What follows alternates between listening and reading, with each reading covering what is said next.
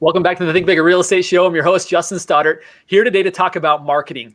If there's one thing that I've learned, that everything starts with marketing. If people don't know you, then it really doesn't matter how well you can serve them, because frankly, they don't know you and they'll never use you because they don't know you. Today's guest is a financial advisor, and he's doing some very disruptive things in his industry when it comes to marketing. Most financial advisors do not market this way.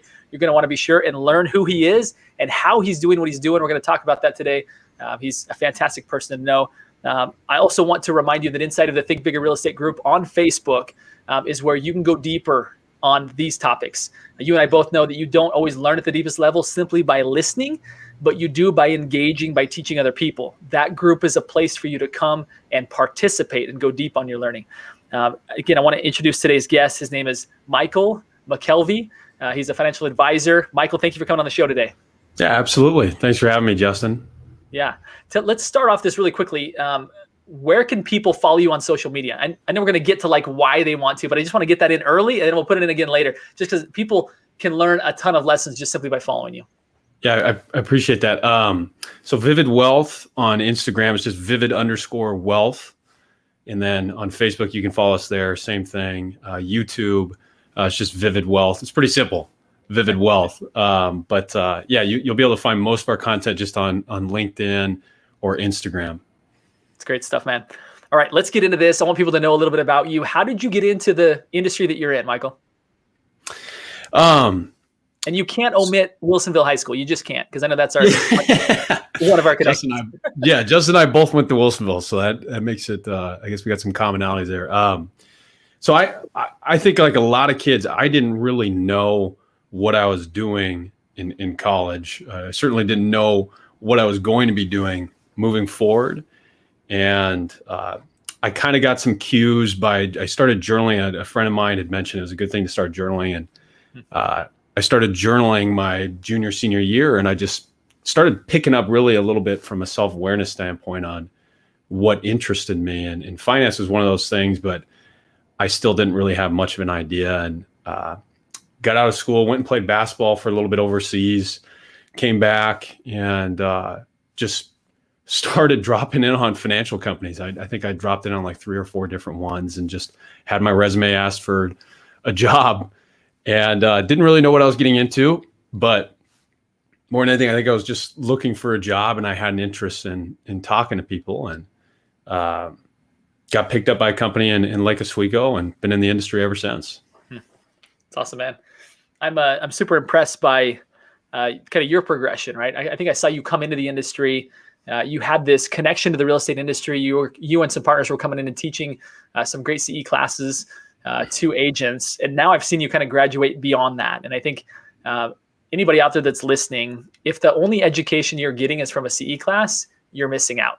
Because the state wants to teach you stuff to keep you out of harm's way, right? To keep you to where you know kind of the nuts and bolts. But you can learn a lot more on top of that by watching people who really teach additional things, right? Like what you've got on to teach now. Let's talk a little bit about that, Michael. Obviously, your background is one in which you haven't been in the industry for decades and decades and decades, right? So you came in and started to do something a little bit different. And I would encourage anybody that's listening to this, regardless of your age or your tenure in the industry, that doing what Michael's done from a marketing standpoint will benefit you and open you up to an entirely new audience that wants to come to you. And I'll share this before I kind of hand the mic over to you. Sorry, I'm kind of hogging it here today. No, you're all good. But your channel, your videos, I watch every one of them, not because I have to, not because we're friends. I do it because you do a fabulous job, like not just with the video post-production stuff, but just the way, like the content that you're getting across and the conversational, natural way in which you're doing it. It's informative, it's entertaining, it's engaging, it's well done. So anyway, I share all that because I've never seen anybody in your industry do that. And I'm enamored by it. I'm impressed by it. And I want my industry to look to you as someone to whom they can really glean a lot of wisdom from. I appreciate that. Thanks, man. Yeah, it's it definitely is a process, but I'm definitely always happy and appreciative when people say that it's resonating with them. So I appreciate that. So do you even remember the question that I asked? Probably not, because I think I hijacked it after that point. So no, it's all good. Yeah. So your once you got into the industry that you did, right? What made you want to decide to kind of break the mold and start to educate people in a different way than just maybe CE classes, right? Or than just maybe kind of informing your clients via newsletters and kind of the traditional things that we see. You decided to say, hey, look, I'm going to take this kind of this video world and I'm really going to bring it into my world. Talk to us a little bit about kind of that aha, that kind of migration. I mean, you could say it was an aha. I remember going into my manager's office and I had this idea. I just, I'd been writing for a while. I mentioned I journaled, started journaling in college, and I never really stopped writing, just even little quirks I'd see in life, just kind of funny little things I'd see. But that transpired, kind of transitioned into writing about some of the financial thoughts I'd have. And I wanted to contextualize that really in a format of video. And so I went into my manager's office. I remember I was 23 years old. So I'd kind of gotten through the first like 6-month burn, and I was hopefully showing that I was going to be able to make it in the industry.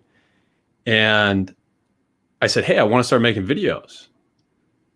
And he's like, about what? I said, well, I just want to start talking. I have these ideas, these thoughts, kind of these just visions, these just pieces I'd like to touch on. And I think there's not really anybody filling that void educationally in a digestible way for a lot of people on social media right now. And he looked at me and he said, I'll never forget this. He said, Mike, that's the stupidest idea I have ever heard.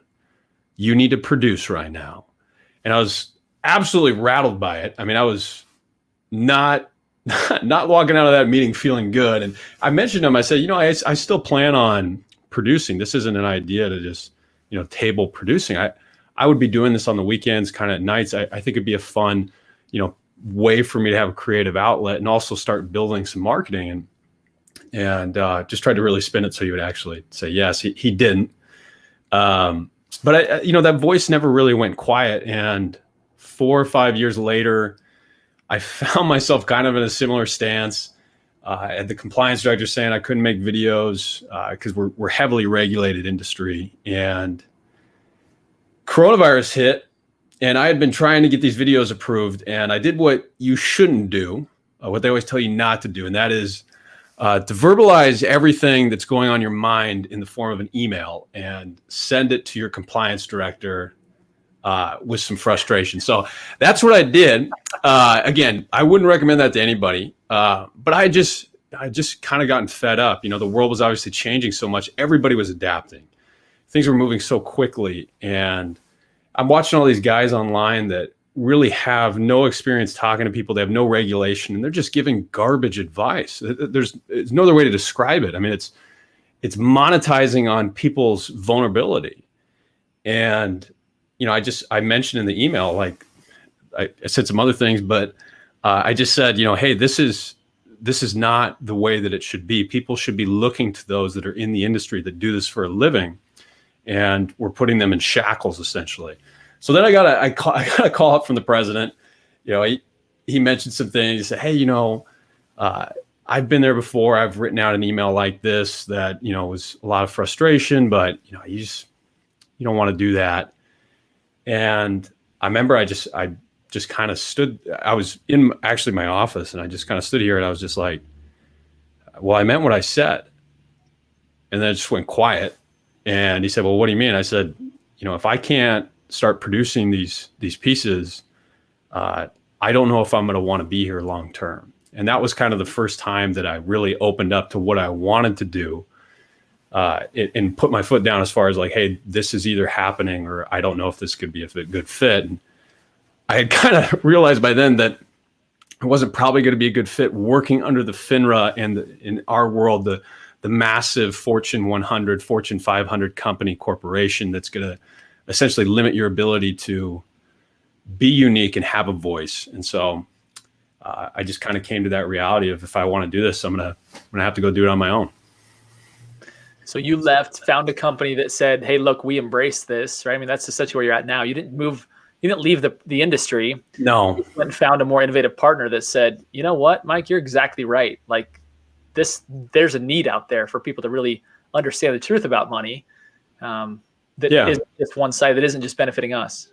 Yeah. I mean, when you're regulated under the SEC versus FINRA, you can just do a lot more. But I had been talking to Cascadia for a few years, and you have to get yourself to a point financially to where you can make that leap. And there's obvious risk in making a leap and going fully independent. It certainly benefits clients at the end of the day because you don't have to sell proprietary products anymore. But there's an obvious leap in going out and being able to self-sustain. And so I had been working towards that and kind of building up my book to the point where I could do that. But, it's undeniable that you're going to have sleepless nights when you're really going out on your first time and you're walking away from guaranteed compensation. You're walking away from, really considerable income, at least for the first, year or two. And you have to kind of, I think, come to terms with the fact that there's going to be risk either way. There's risk of complacency and just staying where you're at. You can't avoid risk, but there's also the risk of, going out and doing this on your own and falling on your face. But for me, the first one seemed to be a bigger risk long term. I think probably everybody listening to this, regardless of your industry, has probably faced that at one point, right? Every real estate agent out there, every mortgage loan officer that stepped into a spot to where they only got compensated based on what they did, right, can be very concerning, right, at first, until you realize the opportunity, right? Until you realize the fact that, yeah, you might fall on your face, but the fact that you can get back up and you can own it and you can go create a much bigger and better, not just income, but impact, right, and independence in your life. I think it's exciting to hear your story. I'm sure that inspired a lot of people. Talk to us. You. Yeah. So anyway, again, for any that are just now tuning in, go find Vivid Wealth on Instagram, on all the kind of major social media channels, and you'll know what I'm talking about. You'll know why I reached out to Mike today to really get his insight on marketing. So, Mike, let's fast forward here a little bit now. You have been writing. Sounds like you're a journaler. By the way, for those that follow me closely, this next week I'm going to be unveiling kind of more details about my journaling. In fact, this morning I was up at 4:45, started my journaling, and it involves some study, some personal spiritual study. And I ended at 6:00, and that whole time had something to do with me having a pen in hand, writing, thinking, contemplating, creating. That's awesome. That if you're not creating, if you're just consuming, you aren't reaching your highest potential, both from an income standpoint and an impact standpoint. But we as humans are designed to create stuff. And if all we do is consume stuff, we're going to be on someone else's errand as opposed to the one that we were sent here to be on. So I love the fact that you're journaling. It says a lot about why your content's so dang good, because you're quieting your mind and you're just letting ideas come to mind, right? You're formulating those. You're thinking about those, and then you're putting them on paper where you can actually do something with them. It's exciting. Yeah.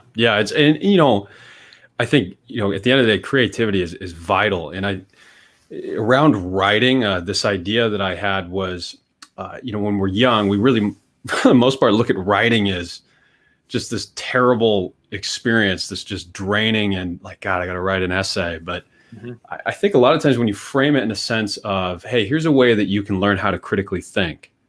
Yeah. And that's ultimately what writing is. If you're doing it the right way, it sounds like you're taking a good approach in the morning, but it really can help you become, I think, a lot more centered on your messaging if you're able to consistently write and you become good at it.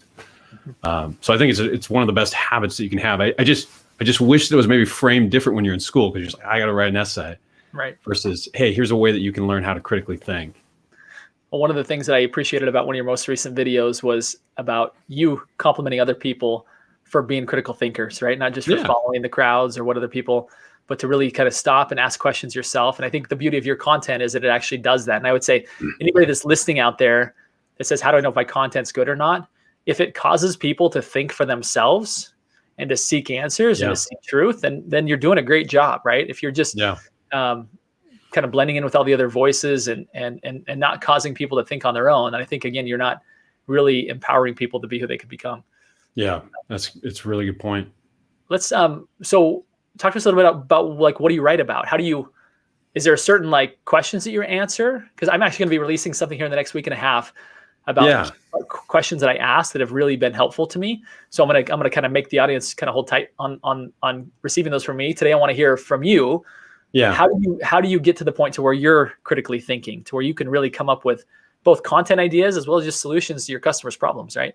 Yeah. I mean, ideas are very interesting, right? So they can really stem up from anywhere. You can, like I've done some animated shorts. I enjoy drawing as well, but they can stem from a lot of different places, right? So they can come from a song even sometimes. It can come from something that you read. It can come from a YouTube video. It can come from just a thought that you have in the middle of the night.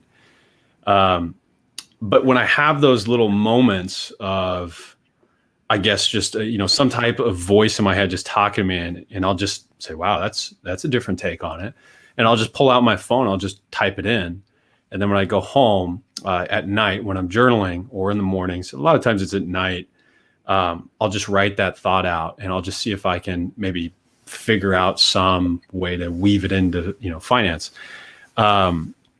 But a lot of times, it's, if I just go on a walk even, I'll just take 30 minutes. And especially now when, you're not getting out as much and you're working from home, I'll just take a walk and I'll just see what comes to my mind. I'll go through a few different things. Maybe some people have asked some questions in, but I'd say the big thing is, when you have those little moments in the day where everybody has those, where you say, oh, that's interesting. Oh, that's funny. That's kind of interesting. Wow, that's a good question. Just pull out your phone, take a note on it. And from there, you can usually, go online, start researching, start figuring out a way to weave it into some message. But ideas can start anywhere. Yeah, I love that. And just having a system in place where you capture it and then you expand upon it. Again, great tips for anybody that wants to be a real content creator, right? There's a lot of content imitators out there where it's like, oh, what's trending right now? Let me go repeat what they said in my own words. It's like, I'm sure that's helpful that you're spreading good thoughts already. But if you actually want to develop, if you actually want to become somebody that can impact the world, let it come from you, right? Yeah. Anybody can look up any piece of data or information in seconds. If you're going to actually, I think, create value for yourself and just personally, if you're going to be able to lead a good life, the ability to critically think is imperative. Yeah. Well, you had said this in one of your videos and it resonated with me. Actually, another advisor that I'd spoken with, he said, we don't even live in the information age anymore. And I won't quote his name because I'm not sure I'm saying this correctly, but it's like anybody can Google any amount of information at any given second. Oh yeah. That's not cool anymore. I mean, that's not that doesn't make you unique anymore.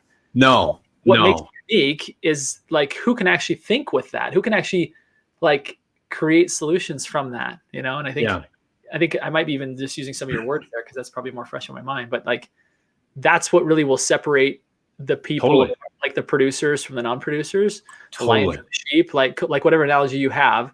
Yeah. Who are the people that can actually take this massive amount of information we have and do something with it for the good of mankind, right? Right. No, completely. I mean, and you can listen to someone's take on it and then craft your own take, right? Mm-hmm. So you can twist, because no idea is completely original. Yeah. But you can listen to what someone says about something and maybe just internalize and say, okay, well, what's my take on that? How does that relate to my life? How can I expand on that? How can I maybe talk about that a little differently or apply it to my industry? So, I mean, there's a lot of different ways to do it. Yeah, great stuff. But I love that process. So for anybody that's listening here right now, right, step number one is to have something to capture ideas when they come, right? And if you might be like, I don't know if I get ideas, because you're not capturing them, you aren't recognizing them, but they could even initially come in the form of what are the questions and concerns that your clients have right now? Right. Open up on your phone, open up the notes app and put ideas or questions or label it something like that. Yeah. And when somebody has a question for you, guess what? They're not the only person in the world, the only people in the world who have that question. So go think about what advice did you give that person? And then that becomes a really powerful piece of content that came crowdsourced. It wasn't you hoping it hits the mark, but people actually have that, right? I think that's one way for people to start to apply this is to simply broaden the audience of the answers that you're giving to people's problems. Totally. Yeah. I agree. Talk to us a little bit, Mike, about your process for for actually creating the content. Cause I think that's another place where people get stuck is like, Yeah. you know what, I've got so many balls in the air. I've got good intentions on having content go out regularly. I don't have the time or the skill set, right? How did you get started? Did you have these skills already? You learn them young in life to where you can create these dual angle videos, like all this stuff is fantastic. No. Right? And I have a couple videos too. Like the first two videos, I mean, that's the way it goes, right? You look back at them like six months, a year later, and you're like, wow, yeah, that was bad. I was recording on my phone, and then I started realizing, wow, when I look at myself in like a full-on suit in a very corporate office, I feel like I don't know myself. Like that's not who I am. And so I think one of the biggest things people seem to struggle with is really letting their audience in, right? So I can remember my senior year, this was very telling for like figuring out what I wanted to do. And I think that's the main purpose of higher education, by the way, is casting your net wide so you can start to own on something very specific for yourself maybe. But yeah. I was in this class and this guy was just bombing next to me on the speech. And we had this presentation, just absolutely bombing. And he froze up and he couldn't speak. And I kind of knew some of his bullets, but I didn't know them like I knew my part. Cause at that point I was just like, oh, I got to memorize everything, right? I just got to memorize all the lines. Like I would try to memorize every word, but I knew his bullets. So I jumped in and I spoke better than I had spoke at any point in time for any presentation anywhere. And it was because I wasn't trying to just, rigidly remember the next word. I was just speaking about the parts that I could remember were his topics. And I walked away from that. I was like, wow, why would I ever read from a script again? Like that doesn't seem like a good idea. But that doesn't mean that scripts don't serve their purpose, right? You still need to really like read through it again, write it out, think critically. But from there, you should be turning the camera on and just going. And it's nerve-wracking, it's terrifying. But you need to, the sooner that you start doing that, the less time you'll spend, right? You might fall on your face first few times, but the less time you'll spend because you won't have 1,500 takes. The second piece is you're going to become way more comfortable talking everywhere, right? Whether it's in front of a camera, in front of a client, you start to become numb to that feeling. I guess that's kind of nerve-wracking at first. So you're just creating way more time once you just say, okay, I'm just going to turn it on and go. But I would say that's, maybe some first few tips is just, not to just lean so heavily on a script and just sit there and just talk to it like it's a person, like literally just talk to it like it's your friend, which is weird, and sometimes I'm in a webinar and I'm like, wow, I just spent an hour talking to myself in a 110 square foot room. Like this is an odd experience, but I would say that's big. I would say another thing is don't be afraid to invest, obviously, in just getting a decent camera. If you can't do that, you can just use your iPhone. That works totally fine, and use good lighting. So just get some form of good lighting. And more than anything, just try and find, some topics that are just a little bit, deeper. They're just maybe a little bit deeper concepts that you haven't really. You haven't thought of much, and that other people maybe haven't thought of much. And like you said, it maybe will generate their ability to think a little bit deeper on it, right? But I believe that, so many people are experts on subjects, and it's just wild to me that they're, maybe a little bit insecure about talking about that. I was definitely that way, for a while. I had the desire to do this, but in the beginning I was a little bit worried about, kind of getting out there, and I was really worried about how I looked in every video. That's natural. But you're eventually just going to say, hey, just roll, let's go. I got a good topic. So I think the biggest thing is just starting. Yeah. Just get rolling with it. You got something good to say. You have a job. So you're professional. You're a specialist in some area. You probably have something good to say. So don't be afraid to say it. Yeah. I took similar advice without knowing it. I had a mentor who said, your first 100 videos are not for your audience. They're for you. That's great. To figure out like what you want to talk about, and like what you're passionate about. Like, so he just said like sprint to your first 100. The first 100, like it doesn't matter. You don't have an audience anyway. Like don't overthink it. Just get talking. and you talk to figure out what you want to talk about. I know that sounds crazy, but that's in that whole process. Not only do you get comfortable in being in front of a camera, but you get comfortable of topics, right? And kind of riffing and having conversations and thoughts together. Like right now we're thinking, and like there was no script going into this. Like we didn't have, hey, here's what I'm going to talk about. Like I get like, hey, this is why I'm inviting you on the show. This is why I want to have you. Great. And both of us were like, cool. All right, let's go. Let's talk about it. Yeah. That's not because we're naturally gifted orators. I don't know if I said that right. But let's simply just because we've practiced, because I did a live video every day for like 2 years, right? On Facebook to everybody. And it was like, most of them sucked, right? Yeah. And some may argue that they still do, but hey, I'm in the game and I'm swinging, and I've become somebody different because of that. And I've grown an audience and trust with people who never would have known me before, right? I simply would have been a guy that worked for the title company, right? And now I've been able to impact people in a way that's meaningful to my life and to theirs. And I would say that, again, if there's any shortage in whether it be income, whether it be independence and opportunity and impact, it's because not enough people are hearing the thoughts that you are having, right? And I think that's maybe the whole message I want everyone to hear today, is that inside in each and every one of you that's listening, you have a powerful message. You have the ability to bring tremendous value into the lives of people, but only if you recognize that and then start to share it, right? Right. What you're teaching us here today is awesome, because it is. It just helps everybody just stop overthinking it, right? Just start thinking, writing, and then talking into a camera, and lo and behold, you'll find your gift, right? You'll find what you're supposed to be doing to help humanity. There's risk both ways. You can't avoid it. You kind of damned if you do, damned if you don't, right? You don't do it, then you're just going to sit there and I guess maybe patronize or make fun of those that are doing it. And there's going to be a little voice inside of you saying, should I do that? And you'll look back and be like, wow, I wish I'm not saying that everybody needs to create content, but more so putting yourself out there, right? And putting yourself out there can be informing content. It can be, getting out of the job you shouldn't have been in the last 2 years. It can be getting out of the relationship, whatever it is.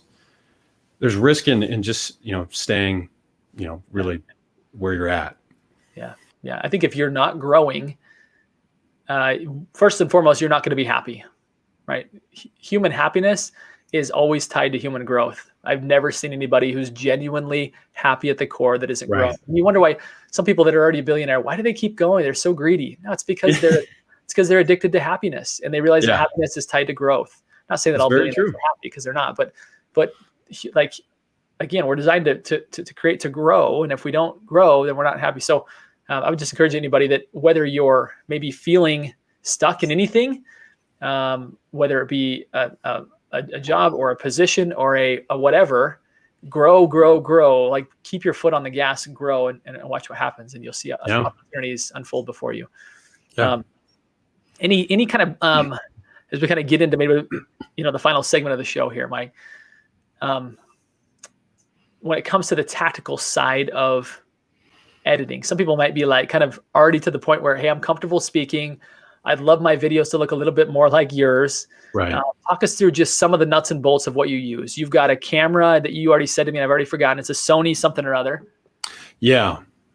So I have a Sony. I have another. I have a Lumix. But you could use a phone and just get some lights. But the editing, it just depends on like how much time you want to spend with it. I personally just enjoy it, and so there's some monotony in it. Like there's parts that I don't care too much for, but I care for what comes out of it.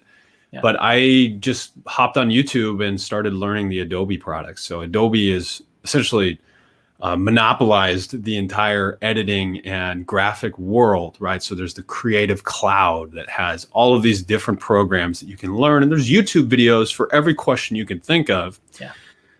And I downloaded a couple of them.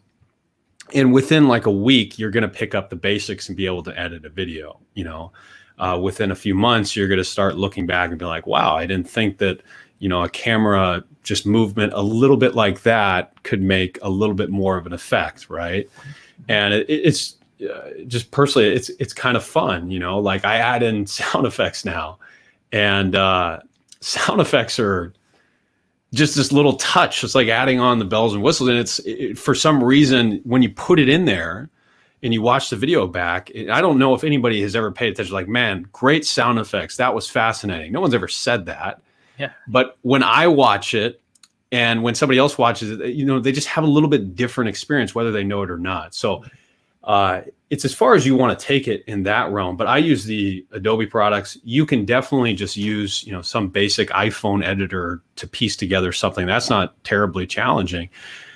The most valuable thing that you're going to have is your voice, right? I mean, I had a guy that I was talking to yesterday, and he was kind of giving me some advice. He creates a lot of content. He runs a company that essentially consults people that create TV channels. And I got connected to him, and I was like, yeah, I'd love to meet this guy.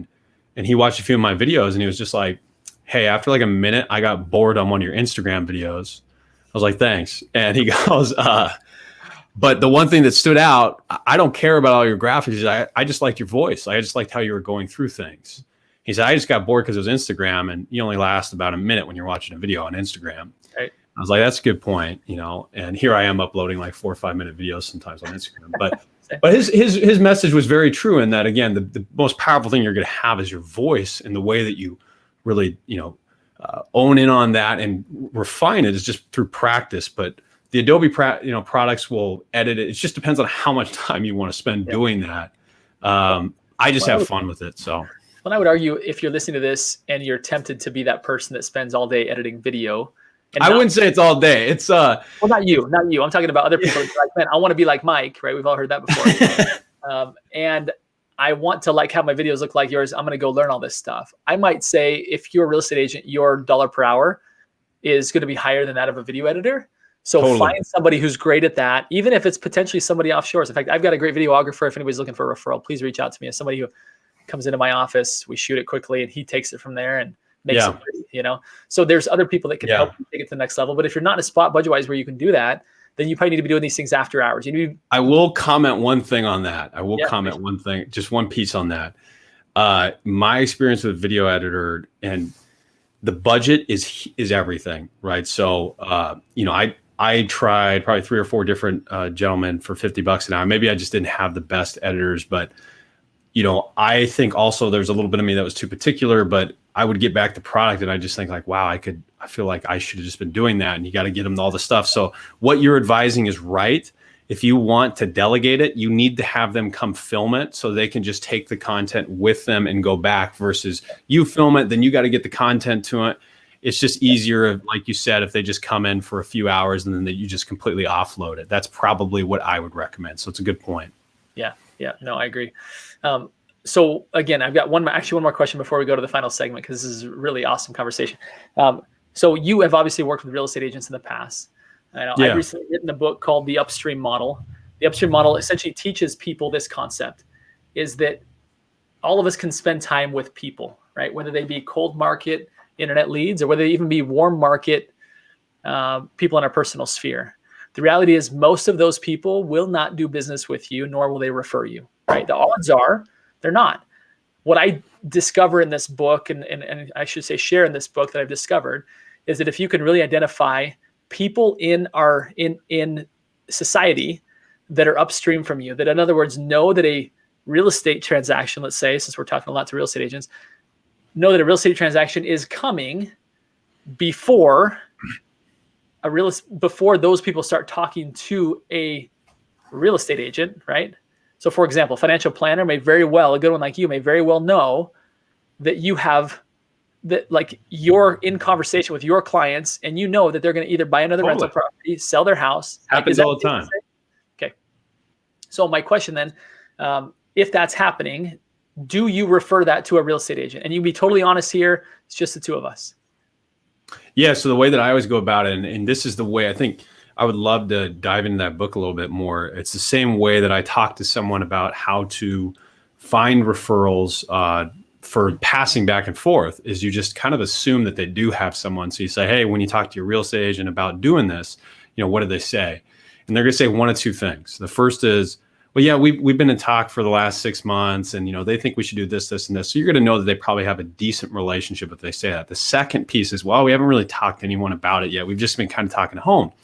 If they say that second piece, it just opens the door, right? And you get to say, well, I'd love to, connect you with somebody. There's and I always give them one person. I think it's ridiculous. At least in my time, like for financial planners, maybe buying a house is different because they want it. Meeting a financial planner, it's kind of like a dentist. It's like, I guess I should probably do that eventually. But when people have referred like 3 financial planners, a lot of times what happens is they don't even call any of them, right? Or they call the first one, that's it. But I usually just introduce that way. I just assume they have someone, they'll say no, and I say, hey, here's a good person you can talk to. Yeah. So love that. And I think that's what you're sharing there is based on your experience with the typical agent, right? Kind of the good agent. What I teach in the book is this concept that if you actually start to cut the fat and prune the tree and not spend time with people that actually can't help your business, I'm not saying friendships. I'm not saying cut off family and friendships so they're not sending you referrals. I'm saying you spend a lot of time marketing to people that aren't actually going to help you, right? So if you really hone in on people that actually can help you, Michael just validated the fact for us that the conversation that he has with his clients uncovers the fact that they are going to be making a real estate move. Okay. That's validated, not just with his industry, but like many, many more people out there that they either come to know that or they're 1 or 2 questions away from knowing that. Okay.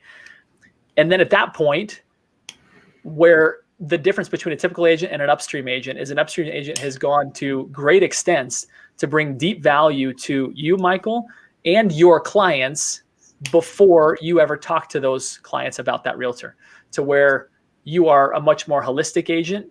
You're much more knowledgeable about real estate because that real estate agent has actually empowered you to be so, even to the point of having specific customized data that's specific to that particular customer, right? And right. And let me just ask you this question. Has a real estate agent ever done that for you? The biggest, most valuable asset we have is time. And if you have relationships like that, they're going to save you time because otherwise you're going to be looking to the internet, scouring to find information. Right. So absolutely. Okay. So, but has anybody ever done that for you? I guess is my question. Has anybody ever said, Michael, I really want to pour deep into your business and make your client experience to hear or make it to where you can really capture these clients and serve them forever and ever, and they stay on plan? Like, has anybody ever had that conversation with you? As far as a real estate agent coming to you offering that kind of value proposition? No. Okay. So that's exactly what I teach in the book, is that the reason why many I've never had anybody come close to saying all that. Yeah. So here's the aha for everybody that's going to be a shameless plug for my book here, right? Is the fact that there are people, and I'm not saying everybody bombard Michael today. Okay. Please don't do that. But the reality is there are hundreds of thousands of people that do what he does for a living that know that a real estate transaction is coming before those people ever go talk to a realtor or their realtor. And if you were to add so much value to Michael that it was just like obvious you were in his brain all the time because of the value you were pouring into him, he's literally having conversations all day long, every day that could lead to the fact of being a very warm referral to you. So anyway, I'll stop talking about my book, but I did want to validate that with you without any heads up, right? You were not a plant. I did not. No, I had no idea. No, but that's the concept, right? Is that we as well-paid professionals, all of us, big tech has us in their crosshairs. They're looking for ways to replace well-paid professionals with an algorithm and a low-paid customer service representative. We see it happening in the real estate industry right now. And unless all of us raise our value propositions and over-justify, meaning we give way more value than is expected to the people that we serve, then why would they pay us more? They won't. One of the ways that we can add more value is by, number one, getting value from other professionals that are not in our same industry but can add value to our clients. And in that process becomes an amazing synergy of actually sharing and warm referrals. So anyway, that's the concept that I really want to get out to the world. And I appreciate you being a little bit of a kind of flying blind on this a little bit, because again, you haven't read the book, you didn't know anything about it until I just kind of quizzed you openly to find out, yes, validate the fact that you do know that these opportunities are there and nobody's really stepped up to earn it in a big way that would make them hands down who you'd want to pass those referrals to should somebody need an agent, right? Yeah. Yeah. No, I mean, it's a good point. And ultimately, you talk about replacement. It's the most difficult thing for, automation and technology to replace is that critical thinking component we talked about. Yeah. And that's the consulting that, obviously a realtor can provide. But the question is, to what length are they going out there to provide it? Yeah. That's a huge, it really ties this all back together, right?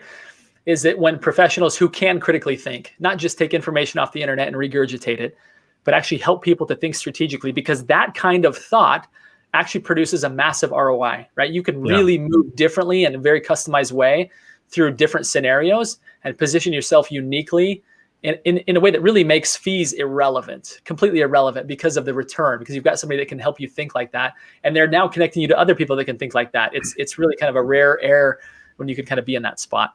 Final question, Michael. This has gone longer than I typically go, but it's been so good. You've taught us so much today and shared so much. Thank you. Yeah, no, genuinely. So my final question to you is this: is that you're a big thinker. You're doing some great things. What do you do to continue to be a big thinker? Like, how does Michael continue to grow himself and expand his possibilities? That's a really good question. I think really, looking at it through the lens of, I'm not trying to just wake up every day and make more money, right? So each day is not about just trying to make more money than the last day, but each day is really trying to figure, okay, well, what's something that I can do to be a little bit more impactful than the day before? And anytime I've ever gotten in a rut, maybe other people can comment on this as well, but I think just finding something that gives you growth is so important, because it just drives you out of that rut. And when you do it, it serves you in so many different ways. But it can be done just through, as I mentioned, it can start with any idea. For me, it starts with writing. I have an idea, and I start writing about it. And what comes from there is it just kind of gets you in this flow-like state where, and we've all been there, you just start thinking of things that you hadn't thought of before. You start connecting pieces that you hadn't thought of before, whether it's making a video or just, technologically, building out your business. I mean, there's things that I'm doing in my business that I would not have thought of doing if I wasn't looking to be creative each day through this work. You think about what you're more likely to care about, your own creations or somebody else's. Yeah. Probably your own. I have to imagine that your own creations are going to be far more of a drive for you to push forward. You're going to care about getting them, finished. You're going to care about them looking nice. You're going to care about building something a lot more when it's something that you're going to own, that you're creating. So I think a lot of ways creativity is not just a chore or something you should do once or twice a week or once or twice a month. It's vital. We should do it regularly. We should do it every single day, because it's going to open up different pathways that you didn't even know were there. Powerful stuff, man. And that's why you're doing such great things, is your ability to critically think and then share that with others. Michael, thank you for taking your time today to pour into us. Again, for those that have not yet followed Michael on social media, go find Vivid Wealth on Instagram and all the other platforms. You'll see what I'm talking about. He's doing some great things to really market in a next level way that's making him really show up as an advisor. And to all my real estate agent friends out there, that's exactly what you need to be doing to remain well paid, rise above the fray of these tech disruptors, and as well as all of you in other industries as well. Same thing. All of us in other industries, right? Same thing. So Michael, thank you again for your time. Yeah. Total pleasure. And to everybody listening out there, my final request is this: 3 simple words, and they are go think bigger. Thanks again, Michael. Appreciate you, buddy. Absolutely. Thanks for having me.